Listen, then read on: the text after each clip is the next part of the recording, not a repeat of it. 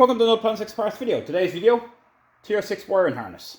So what we're going to do is we're going to be installing a new wiring harness in this tr6. Now this is an early model. It's basically the wiring harness for the few early ones, other than the 69 are pretty much the same. So basically from 70 to 72 and a half, maybe 73. Well, 72 and a half up to the very late 72 maybe. Anyway, what are we doing this one? So basically, I'd already taken the wiring harness out because over time stuff gets crossed in the way of that wires sometimes overheat. Over years, they overheat, maybe melt together and they're crisscrossing and they're grounding out, or the mice have gotten in there and chewed it. It's also old wire that's broken down. You don't know what else anybody has done for over the time, like chopping it and splicing it and dicing. So it gets to a point where, do you know what, it's time to put a new wiring harness in. So, this one's getting in. If you've noticed here as well, is the heater blower is missing. I've taken that out because it's getting a new core put into it. And again, now that's sort of stripped out, it's the best time to do it. The dashboard's not in there, most of the stuff is out anyway. It's a good time to be able to drop the heater together out and change the core. Now that's also getting a wiring issue. Now, so what do we, just because I didn't do a video on removing it, what do we need to take out to actually remove the wiring harness? One is the radio. The radio has to come out if you have one because it sits back in. And you have to unplug everything. The dash has to come out, the glove box and the vent hose. In this case, I did remove the heater blower. And again, it's a choice, you don't have to, but the wiring does go behind it. So I'm going to install the wiring before I put the heater blower back in. So we're going to do this in a couple of parts. I already put the rear harness on. Let me show you. So the rear harness is already on here.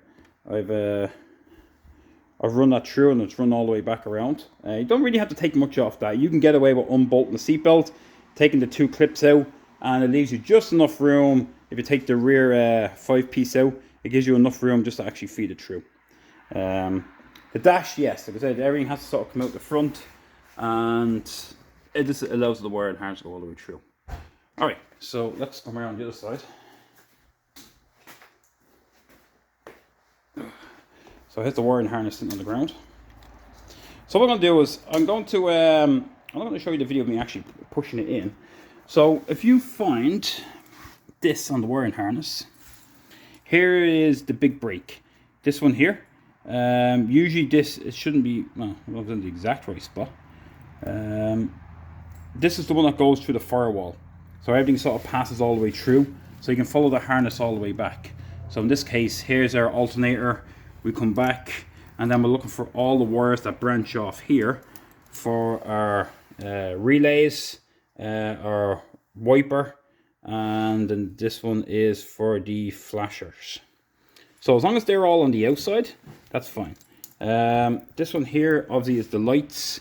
It's not on an early model, this will stay on the inside because that's the one that goes down to the footwell and should run the footwell lights. You see, I'm pretty sure it's down. Yeah, because all the rest are further up. So, because I know this video is not great. The foot pedal for the high beam is on the floor. So that will go down. So this rubber will basically stay in place. So what we're going to do is, starting from the inside, we're going to feed all of this from the inside through the hole. So it's pretty dark in here. Hopefully you can see. So that's the gap there. Now, one thing to be mindful of is that, and I didn't pull the wiring, really pull the wiring harness out. This wire here is actually for the overdrive. So that's the overdrive one. So this one's sort of still sitting there. Is it the overdrive? Yeah. Yes. I believe this is the, yes, sorry, this is the overdrive. This is one that goes to the relay outside. I came in with me when I pulled the wiring harness in, this came out. I just have to feed it back out. But before I do that, I'm going to feed the main harness through because I'm going to push it through the same rubber grommet.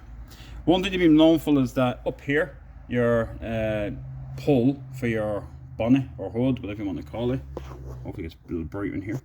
The wiring harness sits behind this, so on the inside. So you have a choice. You can either unbolt this, take it back out, and leave it bare and feed it through, or else before you slide it through the gap, you feed it over. So I'm going to zoom out a bit because I think I'm so close. There we go. That's better. So before we feed out the hole, what we're going to do is we're going to feed it over this and down, so that way it stays behind this. So just feed it down bit by bit, and then once that's through, the rest of it then we'll just simply carry it on all the way across.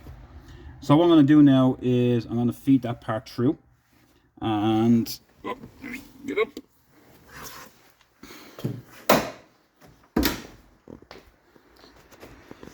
When it pops out down here, and then we're going to bring it up, and obviously we have all our relays, and we'll do a separate. I'm just going to feed it through first, and I'll leave everything open. We'll start connecting. Here's our overdrive relay, so the separate wire in there will come out and go to there, and then here's our starter and our horn relay as usual. And then we'll, this all, you're looking for your metal clips all the way around, and we're going to run it all the way through. I did remove the shroud off the front because this makes it easier to get all the way across. You don't necessarily have to, but it just means digging in through the vent down here for the bottom, and that's a little awkward. So it's easier just to remove the shroud. Alright, so this is basically going to be it, and then I'm going to feed the wiring across, all the way across, and pop it out. And what I'll do is, when I do that, the next part is then we'll start taking the little small sections, so hopefully I'll get all the engine bay done, and we'll run through what connects to where, for the relays and everything, and then we'll start doing what connects to where and how to find it on the across the dash. Because it actually is easier than you think, and as I said, this is something you could challenge yourself with. If it's not, like I said, we do this service here at Plan6 Parts, so if you need anything done, you can come to us here. And again, there's other people as well. I know Ellen does a lot of work, Chef Tush does a lot of work, so there's loads of people out there who can help you out if you don't feel up for the challenge. So yeah, alright, so this is a short video. So I'll see you in part 2 when I'll actually have the harness going all the way across. So actually, just before you, so the harness, when it goes across, will go over the steering column, and then at the very back, right behind it here, oh, there's the trains again. Right behind the heater blower, as you can see there, there's the 2 metal tabs, and that's what the wiring harness connects to. That's why not having the heater blower in is a lot better. And then it just continues on out. So I do need, there should be a grommet on the harness for that part of the firewall, and that be the one that has the, for the starter and the battery, I believe, that one. And the other one is for the cables. I've actually taken out, I haven't taken it out, but the choke cables are just sort of hanging. I just pulled them out and shoved them to the side just to make room, because again, it's only because I was taking the heater blower out, that's the only reason why I removed them. And yeah, so that's it. And then, yeah, so join me on part 2. I'll have the wiring harness actually fitted in. Like I said, it's not an easy task. The hard part is obviously getting over this originally, if you're not taking this out, and feeding the whole thing through, and just running it across. Once it's run across, I'm going to break it down and show you how you can distinguish the wiring harness and what goes where. Alright, so yeah, thanks for watching this short video, and see you in part 2.